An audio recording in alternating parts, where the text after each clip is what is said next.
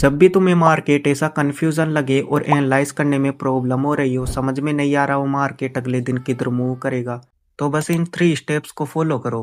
First, mark strong support and resistance.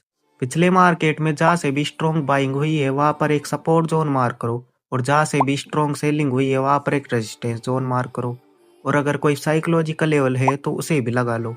Second, identify stop losses. मतलब पिछले 2-3 दिन के मार्केट में जहाँ पर भी सबसे ज्यादा स्टॉप लॉस हो उस एरिया को मार्क करो। जैसे कि चार्ट पे देखो, पिछली बार यहाँ से सेलिंग हुई है, मतलब इस जोन के ऊपर इन सेलर्स के स्टॉप लॉस है, और इस एरिया से बाइंग हुई है, मतलब इस जोन के नीचे बायर्स के स्टॉप लॉस है।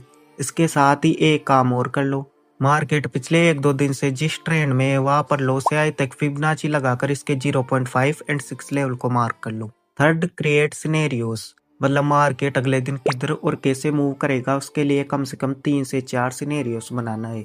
जैसे कि अगर कल मार्केट इस रेजिस्टेंस को ब्रेक करके ऊपर की तरफ सस्टेन करेगा तो बाइंग करना है, क्योंकि इन सेलर्स का स्टॉप लॉस हंट होगा। और अगर इसी रेजिस्टेंस को टच करके नीचे की तरफ सस्टेन किया तो सेलिंग करना।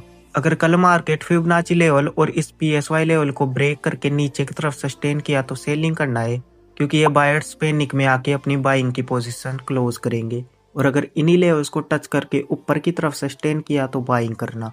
अगर कल मार्केट इस रेजिस्टेंस को टच करके नीचे आ गया और इन लेवल्स को टच करके फिर से ऊपर चला गया, या फिर इसका अपोजिट हुआ, तो मैं सिर्फ स्कैल्पिंग करूंगा। वो इसलिए क्योंकि फिर मार्केट पूरा साइडवेज हो जाएगा। और अब अगले दिन का मार्केट भी देख लो।